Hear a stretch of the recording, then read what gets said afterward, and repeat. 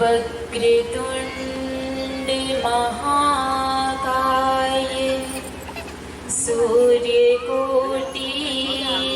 संप्रभ निर्विघ्नं कुरु मे देव सर्वकार्येषु सर्वदा अखण्डमण्डलाकारं व्याप्तं येन चराचरं तत्पदं दर्शितं येन तस्मै श्री गुरुवे नमः। तस्मै श्री गुरुवे नमः। गुरुर्ब्रह्मा गुरुर्विष्णु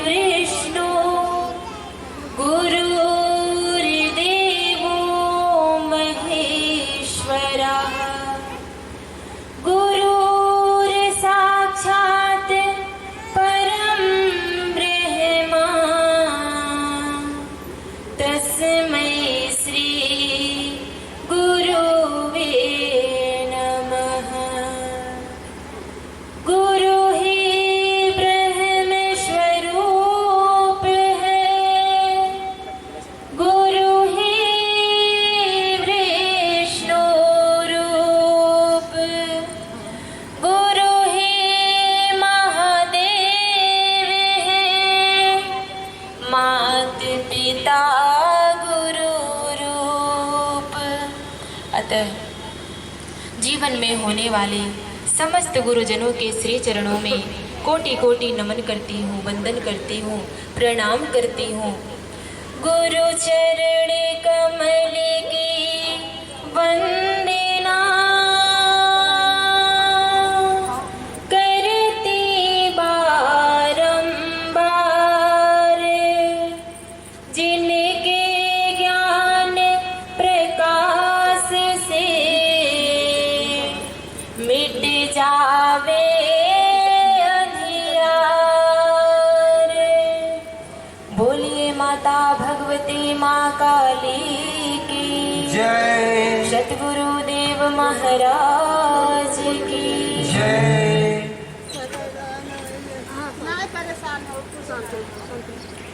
आज इस पतवा के पावन भूमि पर विराजमान माता भगवती माँ काली एवं परम पूज्य सतगुरुदेव जी महाराज के श्री चरणों में कोटि कोटि नमन करती हूँ, वंदन करती हूँ, प्रणाम करती हूँ और इनके दर्शनों के लिए आए हुए सभी सूक्ष्म शक्तियों को भी नमन करती हूँ, वंदन करती हूँ, प्रणाम करती हूँ और उनसे निवेदन करती हूँ कि वह अपना यथा उचित स्थान ग्रहण करे।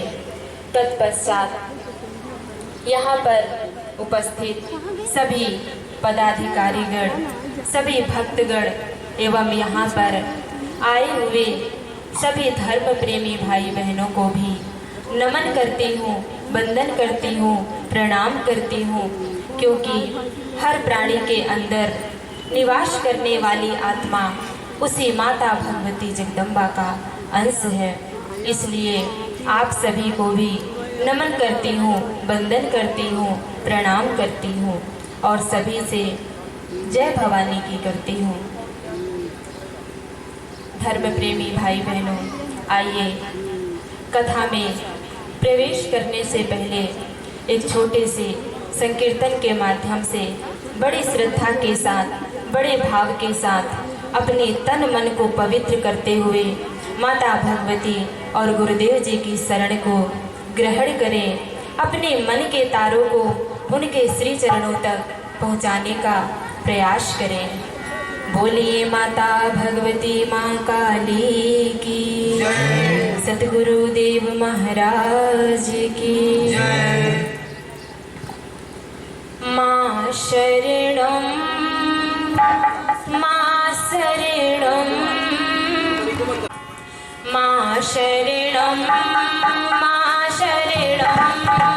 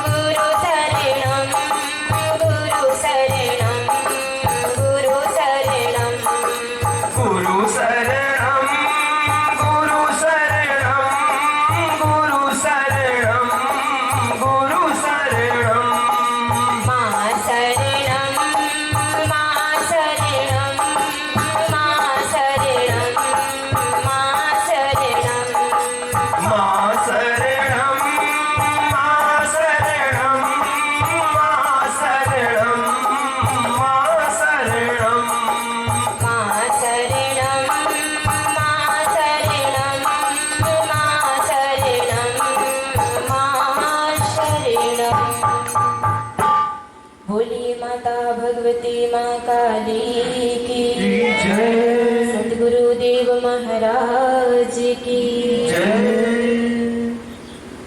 धर्म प्रेम। हम सभी उस माँ के आंचल की छाया में बैठे हुए हैं, जिस माँ की आंचल की छाया को पाने के लिए ब्रह्मा विष्णु महेश जैसे देवता भी कठोर तप करते हैं, तपस्या करते हैं। आज उसी माँ के आंचल की छाया में हम सभी बैठे हुए हैं और अपना समय व्यतीत कर रहे हैं, अपने जीवन को शांति से, आनंद से परिपूर्ण कर रहे हैं। निश्चित ही माता भगवती जगदम्बा हम सभी पर कृपा करेंगी, क्योंकि वह तो करुणामयी है, भवतारिणी है, शत्रु संहारिणी है, दुख हारिणी है, ममतामयी है। इसलिए हम सभी भक्तों पर जरूर कृपा करेंगी। यह संपूर्ण जगत उन्हीं की शक्ति से प्रकट होता है। ब्रह्मा विष्णु महेश जैसे देवता भी उन्हीं की शक्ति को पाकर के अपने कार्य को संचालित करते हैं।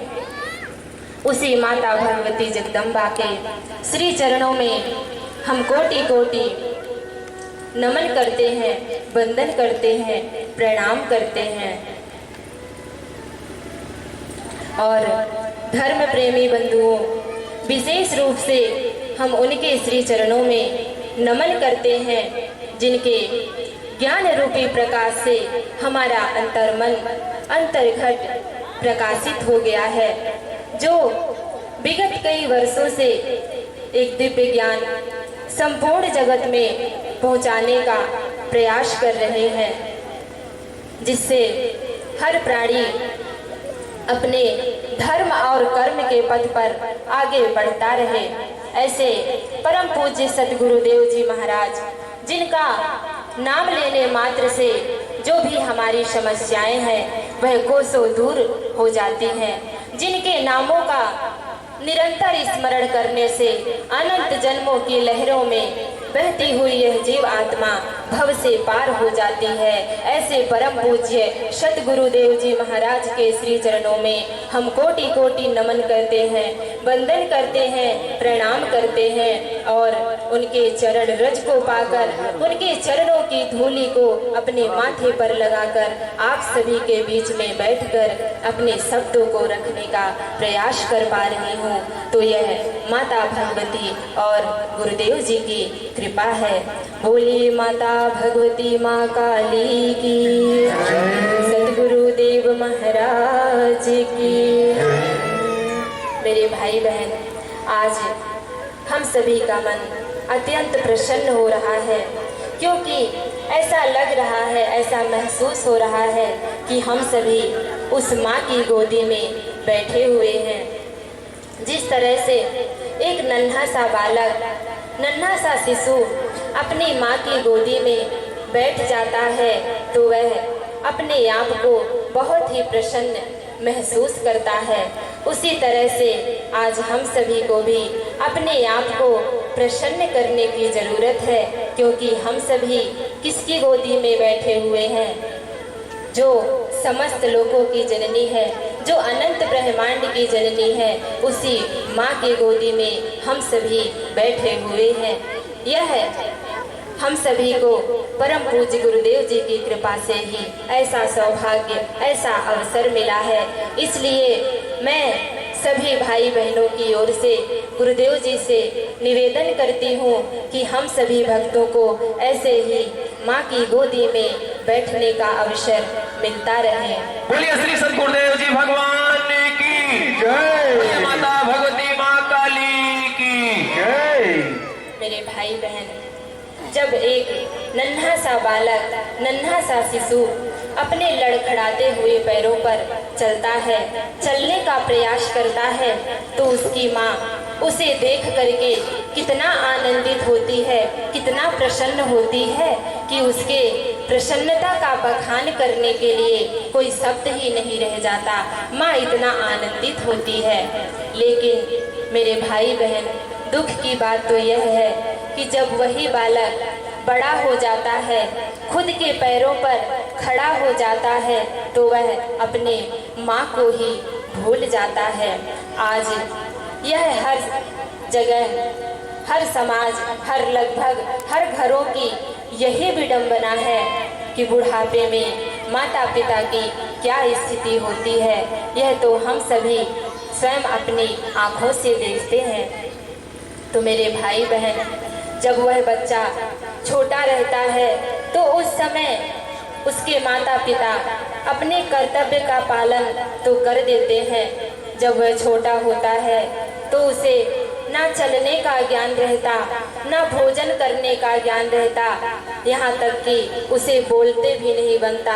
तो उस समय माता पिता अपने कर्तव्य का पालन करते हुए अपने बच्चे को चलना सिखाते हैं, बोलना सिखाते हैं, भोजन करना सिखाते हैं, पढ़ा लिखा करके बड़ा कर देते हैं, पाल पोस करके बड़ा कर देते हैं। लेकिन बड़ा होने के बाद वही बच्चा अपने माता पिता को ही भूल जाता है।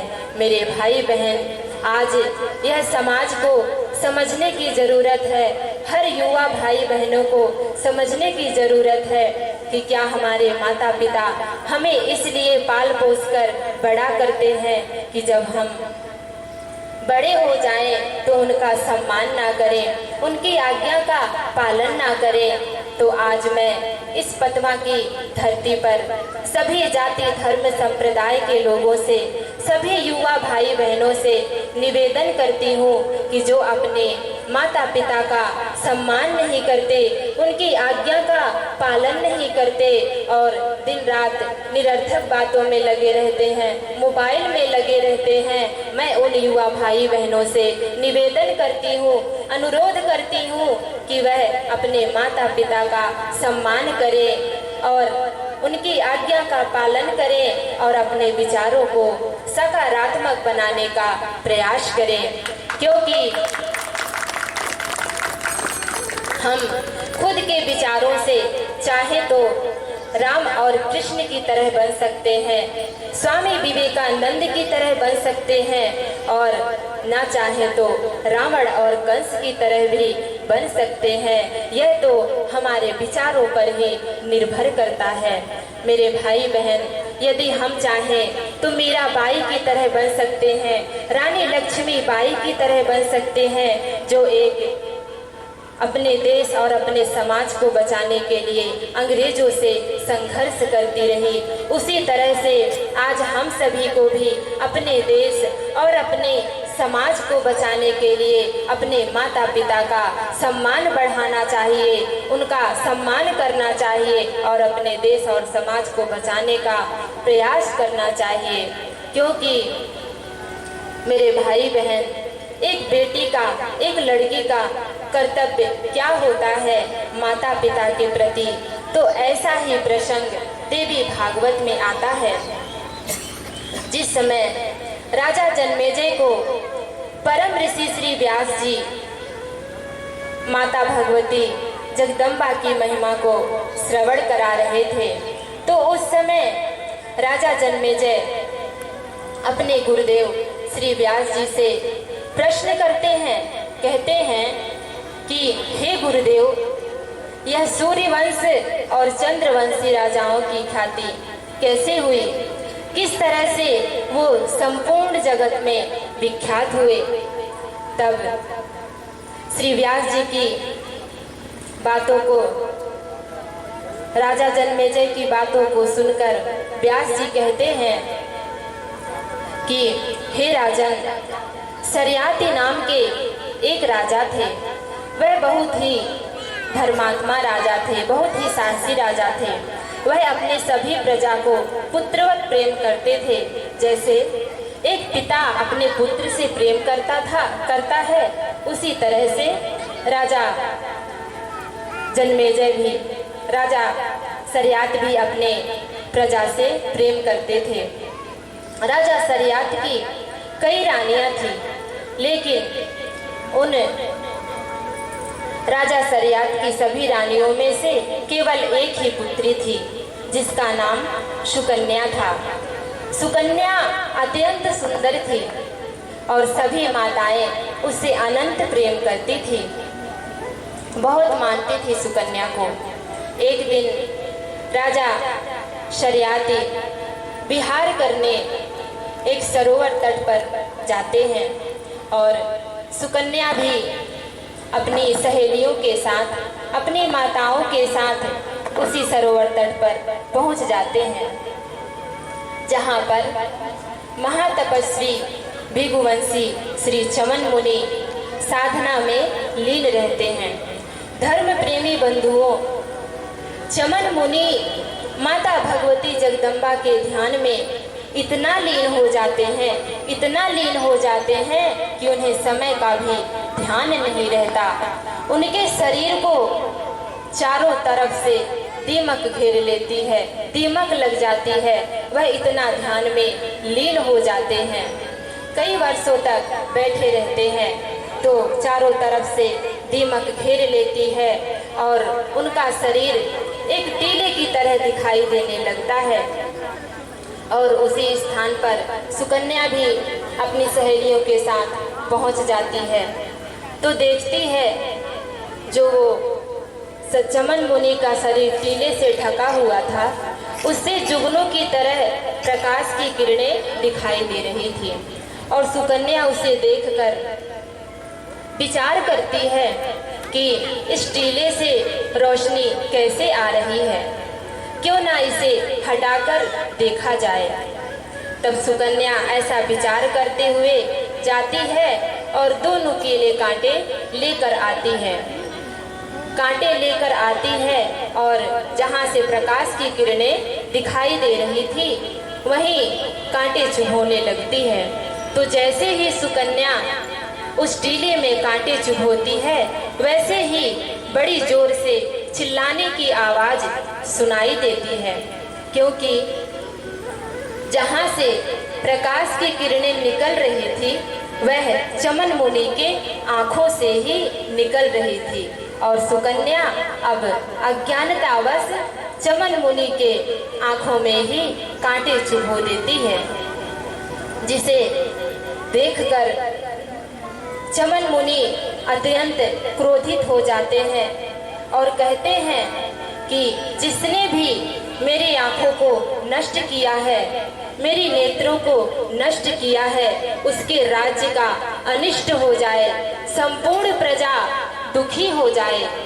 तो धर्म प्रेमी बंधुओं, ऐसा ही हुआ, क्योंकि अनेकों धर्म ग्रंथों का कथन है कि माता भगवती जगदम्बा के भक्तों को परेशान करने वाला व्यक्ति कभी सुखी नहीं रह सकता। तो राजा शरियात के राज्य में भी ऐसा ही हुआ। चमन मुनि के द्वारा दिए गए श्राप के कारण सभी प्रजा दुखी हो जाती है, सभी का मलमूत्र बंद हो जाता है, सभी तड़पने लगते हैं, चिल्लाने लगते हैं। तब राजा शरियाती सबको देखकर चिंतित हो जाते हैं कि अरे यह क्या हो गया, किसने ऐसा क्या कर दिया। तो अपने सभी मंत्रियों के साथ बैठकर विचार विमर्श करते हैं। तब जाके पता चलता है कि जो महातपस्वी श्री चमन मुनि थे उनके साथ अनिष्ट किया गया है। इसी के कारण हम सभी को दुखों को सहन करना पड़ रहा है। अब ऐसा सुन करके राजा शरियाती क्रोधित हो जाते हैं और सभी प्रजा से कहते हैं कि किसने ऐसा किया, कौन किया ऐसा जो हम सभी को यह दिन देखना पड़ रहा है। तो जब कोई किया हो तब बोले। तो उनकी पुत्री सुकन्या खड़ी थी, वह सुन रही थी। फिर कहती है कि हे पिताश्री, यह भूल हमसे हो गई है, हमने अज्ञानतावश उस चमन मुनि के आंखों में ही कांटे चुभो दिए थे, इसीलिए हे पिताश्री यह भूल हमसे हो गई थी, अनजाने में हो गई थी। तब राजा शरियाती ऐसा सुन करके और दुखी होकर अपने सैनिकों के साथ चमन मुनि के पास जाते हैं, उन्हें दंडवत प्रणाम करते हैं और उनके चरणों में निवेदन करते हुए क्षमा याचना करते हुए कहते हैं कि हे गुरुदेव, मेरी बच्ची के अपराधों को क्षमा करें गुरुदेव, क्षमा करें। अब ऐसा सुन करके राजा शरियात के विनम्रता भरी वाणी को सुनकर चमन मुनि कहते हैं कि हे राजन, आपकी बच्ची के नादानी के कारण, भूल के कारण अब हमारी आंखें तो नष्ट हो गई, खराब हो गई और मुझे बुढ़ापा भी घेर लिया है। अब मैं माता भगवती जगदम्बा की आराधना कैसे करूंगा, उनका पूजन कैसे करूंगा और मेरी सेवा अब कौन करेगा? ऐसा कहते हैं। तो ऐसा सुन करके जो चमन मुनि कहते हैं, उनकी बातों को सुनकर, राजा शरियात की बातों को सुन करके चमन मुनि कहते हैं कि हे राजन, मेरे पास बहुत सारे सैनिक हैं, बहुत सारे सेवक हैं गुरुदेव। जितने भी सेवकों की, सैनिकों की जरूरत पड़े आप आदेश करिए, वह तुरंत आपकी सेवा में हाजिर हो जाएंगे। तब राजा शरियात की बातों को सुनकर चमन मुनि कहते हैं कि ठीक है। और तब राजा शरियात कहते हैं कि हे गुरुदेव, आप मेरी बच्ची के अपराधों को क्षमा कर दीजिए और हम सभी पर दया कीजिए गुरुदेव, दया कीजिए। तब चमन मुनि कहते हैं कि हे राजन, यदि क्षमा चाहते हो तो सुनो। क्षमा प्रियसी चीने माम तुम, कुरु मे वचनम नृप, देहि मे परिचार्यार्थम, कन्याम कमल लोचना। हे राजन, यदि क्षमा चाहते हो तो जिसने भी मेरी आंखों को, मेरी नेत्रों को नष्ट किया है, उसे ही आप मेरी सेवा में लगा दो। वह मेरी सेवा करेगी, मैं तपस्या करूंगा, साधना करूंगा, तो वह मेरी सेवा करेगी, जिससे मुझे सुख मिलेगा, मेरा मन शांत हो जाएगा, तो निश्चित ही तुम लोगों का कल्याण हो जाएगा। तो मेरे भाई बहन, ऐसा सुन करके अब राजा शरियात चिंतित हो जाते हैं, दुखी हो जाते हैं कि क्योंकि भला कोई पिता ऐसा होगा जो अपनी सुंदर पुत्री का हाथ किसी अंधे और वृद्ध व्यक्ति के हाथों में सौंपेगा। कोई पिता तो ऐसा नहीं होगा। तो उसी तरह राजा शरियात भी चिंतित हो जाते हैं, दुखी हो जाते हैं और कहते हैं कि हम अपने कलेजे के टुकड़े को और अपनी सुंदर पुत्री को कैसे उस अंधे और वृद्ध व्यक्ति के हाथों में सौंप दें। ऐसा विचार करते हैं। फिर अपने मंत्रियों के पास आते हैं, उनसे विचार विमर्श करते हैं। कहते हैं कि इस विषम परिस्थिति में हमें क्या करना चाहिए? क्या हम अपनी पुत्री का हाथ उस चमन मुनि के हाथों में सौंप दें, या हम सभी ऐसे ही दुखों को भोगते रहें? विचार करते हैं। फिर कहते हैं कि अब चाहे जो भी हो जाए, लेकिन हम अपने सुंदर पुत्री का हाथ उस वृद्ध व्यक्ति के हाथों में नहीं सौंपेंगे। और सुकन्या खड़ी होकर के छिप करके सुन रही थी और इधर सभी प्रजा के ऊपर जो बीत रहा था, सभी तड़प रहे थे, चिल्ला रहे थे। सभी के दुखी देख करके, अपने पिता को चिंतित देखकर, दुखी देखकर, उनकी वेदना को देख करके सुकन्या स्वयं निर्णय कर लेती है कि अब हमें चमन मुनि के पास चले जाना चाहिए। तो धर्म प्रेमी बंधुओं, हर बेटी का कर्तव्य होता है कि जब भी हमारे माता पिता दुखी हो, परेशान हो, तो उसके लिए हमें कुछ ना कुछ उपाय अवश्य करना चाहिए। उसी तरह से सुकन्या भी ऐसा ही करती है। वह अपने पिताजी को चिंतित देखकर, दुखी देखकर स्वयं निर्णय कर लेती है और अपने पिताजी से कहती है कि हे पिताश्री, आप इतना चिंता क्यों करते हैं? आप चिंता ना करें, हम उन चमन मुनि के साथ अपना जीवन व्यतीत कर लेंगे, और लेकिन आप इस प्रजा को और इस राज्य को बचाने का प्रयास करें। तो मेरे भाई बहन, सुकन्या की बातों को सुन करके राजा शर्याती विचार करते हैं और दुखी तो हैं ही, और समय आते ही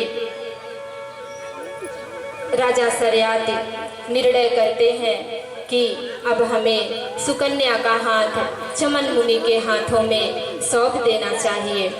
और सभी प्रजा के साथ सभी सारी तैयारियां करके जाते हैं। तो मेरे भाई बहन, जब विदाई का समय आता है, जिस तरह से यदि कोई बेटी की विदाई होती है तो उसके माता पिता पर क्या बीतती है, यह तो सभी जानते हैं। जो बेटी की माँ होती है, जो उसकी बहन होती है, उसके भाई होते हैं, वह सभी तो रो रो कर अपनी भड़ास निकाल लेते हैं। लेकिन मेरे भाई बहन, जो बेटी का पिता होता है ना, जो पिता होता है, उसे आप देखेंगे तो कहीं कोने में ही पाएंगे, एकांत में ही पाएंगे, क्योंकि वो अपने कलेजे के टुकड़े को किसी दूसरे के हाथ में सौंपता है। तो मेरे भाई बहन, इसलिए जो पिता होता है वो हमेशा एकांत में ही मिलता है। तो मेरे भाई बहन, राजा शर्याती भी इसी तरह से अपनी पुत्री सुकन्या का हाथ चमन मुनि के हाथों में सौंपते हुए दुखी होकर के अपने सभी प्रजा के साथ अपने राज्य वापस आ जाते हैं। मेरे भाई बहन, अब सुकन्या भी अपने पति चमन मुनि की सेवा में लीन हो जाती है। बड़े श्रद्धा से उनकी सेवा करती, सुबह शाम अपने पति को स्नान कराती, उनके लिए पूजन की व्यवस्था करती और फिर बोलिए माता भगवती माँ काली की जय, माँ काली की जय। बोलिए श्री सद्गुरुदेव जी भगवान की जय। तो मेरे भाई बहन, और चमन मुनि भी सुकन्या को पा करके बड़े आनंद के साथ अपना जीवन व्यतीत करते हैं कि इसी तरह से समय गुजरता चला जाता है। एक दिन वह सुकन्या पानी भरने के लिए एक सरोवर तट पर जाती है, तो अचानक वहां पर देवताओं के वैद्य दोनों अश्विनी कुमार वहां पर आ जाते हैं और सुकन्या को देखकर आसक्त भाव से कहते हैं कि हे सुंदरी, तो इस वन में, इस जंगल में क्या कर रही है? अरे, तुझे तो किसी राजमहल में राजरानी बनकर रहना चाहिए। तब सुकन्या उन दोनों अश्विनी कुमारों से अपने अंधे और वृद्ध पति के बारे में बताते हुए कहती है। तब उन दोनों अश्विनी कुमार कहते हैं कि हे सुंदरी, तू कहाँ इतनी सुंदर है, सुशील है, युवा है, और जो तेरे पति वो तो वृद्ध हैं पर अंधे भी हैं, तू उनके साथ अपना जीवन कैसे व्यतीत करेगी? तो मेरे भाई बहन, उन दोनों अश्विनी कुमारों की बातों को सुन करके सुकन्या क्या कहती है उन दोनों से, उसके विचारों को समझिए, उसके पतिव्रत धर्म को देखिए कि अपने जैसे सुंदर सुशील राजकुमारों को पा करके भी सुकन्या क्या कहती है कि हे राजकुमारों, वह मेरे पति चाहे अंधे हो, वृद्ध हो, लेकिन वह मेरे लिए तो भगवान से भी बढ़ करके है। तो मेरे भाई बहन, ऐसा सुकन्या कहती है और कहती है कि हम तुम दोनों की यह इच्छा कभी पूर्ण नहीं होगी, हम तुम दोनों के साथ कभी नहीं जाएंगे, अब तुम दोनों यहाँ से जा सकते हो। तो वह दोनों अश्विनी कुमार कहते हैं कि ठीक है सुंदरी, तो हम दोनों के साथ किसी के साथ नहीं जाना चाहती तो ठीक है, लेकिन हम तेरे पति को सुंदर युवा राजकुमार बना सकते हैं, लेकिन एक शर्त है, एक शर्त के आधार पर ही हम तुम्हारे पति को सुंदर युवा राजकुमार बनाएंगे। सुकन्या कहती है बताएं। तब वो लोग कहते हैं कि ये जो सरोवर है, इसी सरोवर में हम तीनों स्नान करेंगे और उस समय तुम्हें हम तीनों में से किसी एक का चयन करना पड़ेगा, जिसे भी तुम स्पर्श करोगी वही तुम्हारा पति हो जाएगा। तब सुकन्या कहती है कि ठीक है, हम अपने पति से पूछकर ही ऐसा कर सकते हैं। तब सुकन्या वहां से आती है, अपने पति चमन मुनि के पास जाती है और उनसे जाकर के सारी घटना, सारी कहानी बताती है। तब चमन मुनि प्रसन्न हो जाते हैं और साथ में जाने के लिए राजी भी हो जाते हैं। और अब सुकन्या अपने पति चमन मुनि को लेकर उन दोनों अश्विनी कुमारों के पास आती है और फिर वह तीनों एक साथ जैसे ही स्नान करके बाहर निकलते हैं तो जो चमन मुनि थे वह भी सुंदर सुशील राजकुमारों की तरह दिखाई देने लगते हैं। तो कुछ ही क्षणों में अश्विनी कुमार कहते हैं कि हे सुंदरी, अब हम तीनों में से तुम अपने पति को पहचान लो, जिसे भी तुम स्पर्श करोगी वही तुम्हारा पति हो जाएगा। अब सुकन्या विचार करने लगती है, सोचने लगती है कि इन तीनों में से कौन से हमारे पति होंगे। चिंतित होने लगती है, फिर विचार करती है, फिर वह माता भगवती जगदम्बा का ध्यान करने लगती है और उनसे निवेदन करते हुए मन ही मन में कहती है कि हे मैया, मुझे मेरे पति का दर्शन करा दीजिए मैया, दर्शन करा दीजिए, हम अपने पति को पहचान ले मैया, ऐसा निवेदन करती है। तो मेरे भाई बहन, आज सुकन्या माता भगवती जगदम्बा की कृपा से अपने पति चमन मुनि को पहचान लेती है। तब वह दोनों अश्विनी कुमार कहते हैं कि हे सुंदरी, तुम्हारा पतिव्रत धर्म अति उत्तम है, तुम हमेशा सुखमय, तुम्हारा जीवन हमेशा सुखमय रहे, तुम हमेशा खुश रहो, यही हम दोनों अश्विनी कुमारों का आशीर्वाद है। बोलिए माता भगवती माँ काली की जय, माँ काली की जय, बोलिए श्री सद्गुरुदेव जी भगवान की जय। ऐसा कह करके दोनों अश्विनी कुमार वहां से अंतर ध्यान हो जाते हैं और अब सुकन्या अपने पति चमन मुनि को लेकर के अपने आश्रम वापस जाती है और दोनों बड़े आनंद के साथ अपना जीवन व्यतीत करने लगते हैं।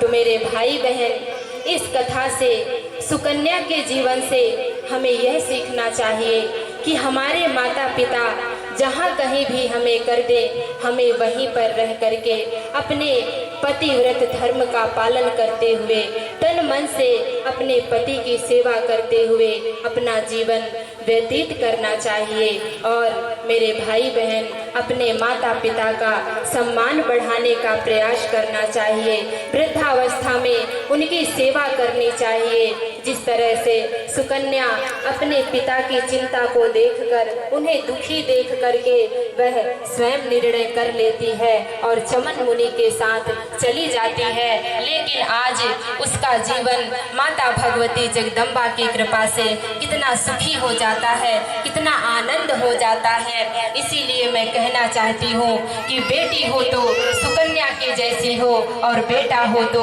श्रवण कुमार के जैसा हो, जो अपने अंधे माता पिता को कांवर में बैठा करके चारों धाम की यात्रा कराने की सामर्थ्य रखते थे।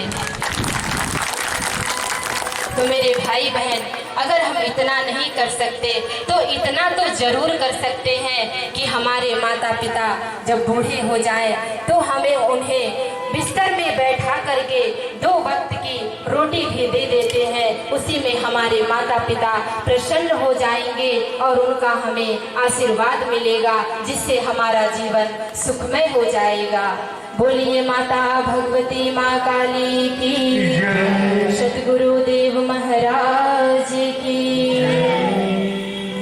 अब इन्हीं शब्दों के साथ मैं अपने वाणी को विराम देते हुए परम पूज्य गुरुदेव एवं माता भगवती माँ काली के चरणों में कोटि कोटि नमन करती हूँ, वंदन करती हूँ, प्रणाम करती हूँ और आप सभी से भी सादर जय भवानी की करती हूँ।